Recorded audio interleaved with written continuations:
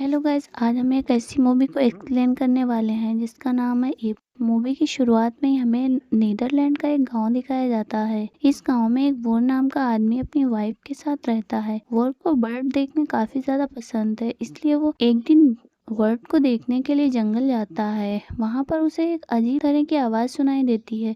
वो पास जाकर देखता है, तब उसे एक ऐसा जीव मिलता है जो देखने में इंसान के बच्चे के जैसा होता है, पर कद में काफी छोटा होता है। उसके हाथों की जगह पंख होते हैं। वो इधर उधर उसकी माँ को ढूंढता है, पर वहां पर कोई नहीं मिलता। वो अपने साथ उसे घर ले आता है और उसकी वाइफ उसे देखकर चौंक जाती है। ये दोनों मिलकर उसकी देखभाल करने लगते हैं क्योंकि उनकी कोई औलाद नहीं होती है। फिर ये लोग उसका नाम विगाजा रखते हैं। फिर वो दोनों मार्केट से उसके लिए एक डॉल के कपड़े लाकर उसे पहना देते हैं कि वो उसे और सभी बच्चों की तरह बाहर ले जा सके।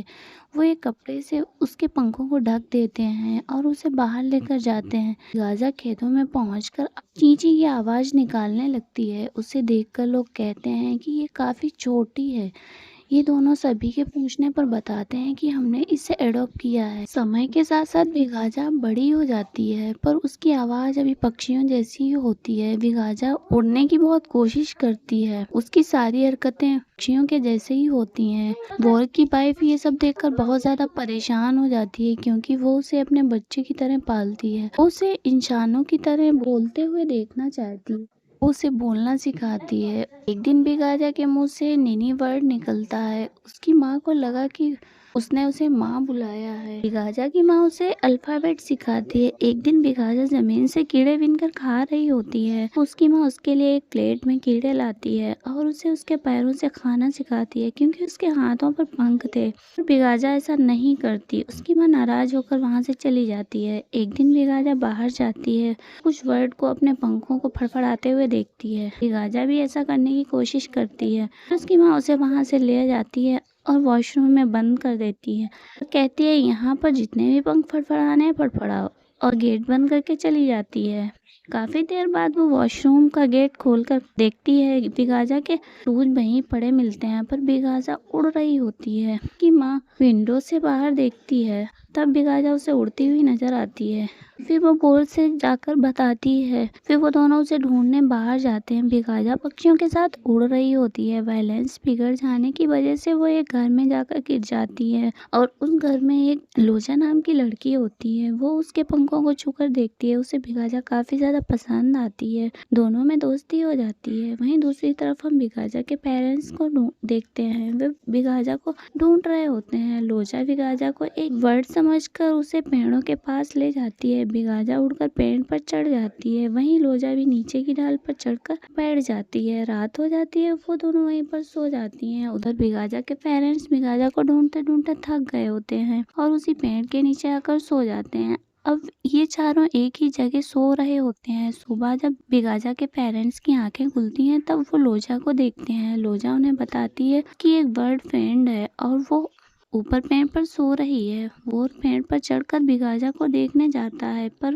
बिगाजा एक बर्ड के झुंड के साथ खुली हवा में उड़ रही होती है। बिगाजा उड़कर एक चर्च की छत पर पहुंच जाती है। वहां पर उसे देखने के लिए लोगों की बहुत भीड़ लग जाती है। वो लोग फायर फाइटर वालों को इन्फॉर्म करते हैं। वो लोग जैसे ही बिगाजा तक पहुंचते हैं, बिगाजा वहां से उड़ जाती है। नीचे से जो लोग बिगाजा को देख रहे थे, वो लोग समझते हैं कि उस लड़की को कोई उठाकर ले गया है। ये खबर न्यूज पर डाल दी जाती है। उसे देखकर बिगाजा के पेरेंट्स फायर फाइटर के पास जाते हैं और बिगाजा को ढूंढने के लिए उसे हेल्प मांगते हैं।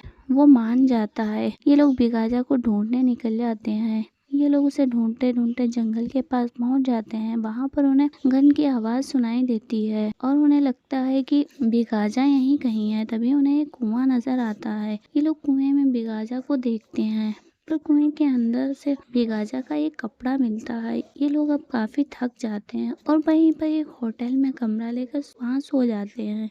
वहाँ पर एक लड़का होता है। लोजा की उस लड़के से दोस्ती हो जाती है। वो लड़का जब अपने बेड पर सोने के लिए जाता है, तब उसे बेड के नीचे से ची ची की आवाज आती है। वो झांक कर देखता है तो उसे बिगाजा दिखाई देती है। वो लोजा को बुलाकर लाता है। अब ये तीनों एक ही बेड पर सो जाते हैं। सुबह होते ही लोजा और वो लड़का बिगाजा बिगाजा के पेरेंट्स को बुलाकर लाते हैं। पर जैसे ही वो लोग वहाँ आते हैं, बिगाजा वहाँ से उड़ जाती है। ये लोग फिर से बिगाजा को ढूंढने के लिए निकल जाते हैं। बिगाजा को ढूंढते ढूंढते काफी ज्यादा देर हो जाती है। फायर फाइटर अब काफी थक जाता है और वहीं पर रुक जाता है। बिगाजा के पेरेंट्स आगे निकल जाते हैं। रात हो जाती है। फायर फाइटर की नजर पेड़ के ऊपर जाती है। बिगाजा उस पेड़ में फंसी हुई दिखाई देती है। फायर फाइटर उसे पेड़ से नीचे ले आता है। वो उसके पंखों पर पट्टी बांधता है और सुबह बिगाजा के पेरेंट्स को बताता है कि बिगाजा अपना ख्याल खुद रख सकती है, वो बिल्कुल ठीक है, अब उसे हमें नहीं ढूंढना चाहिए। बिगाजा के पेरेंट्स और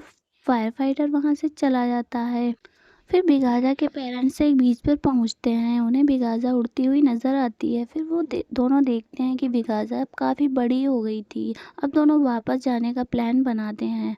वो दोनों वापस जाने लगते हैं। वैसे ही उन्हें बिगाजा की आवाज पीछे से आती है। वो भागता हुआ बीच की तरफ भाग जाता है और वो देखता है बीच के अंदर बिगाजा डूब रही थी। वो बिगाजा को बीच से बाहर निकाल ले आता है और वो दोनों उसे अपने साथ घर ले जाते हैं। अगली सुबह वो दोनों देखते हैं बिगाजा फिर से डूबती हुई नजर आती है। ये देखकर ये दोनों सोचते हैं कि वो दोनों बिगाजा की आज़ादी को रोक रहे हैं और वो दोनों बिगाजा को आज़ाद कर देते हैं। बिगाजा वहाँ से उड़ जाती है और ये स्टोरी यहीं पे समाप्त हो जाती है।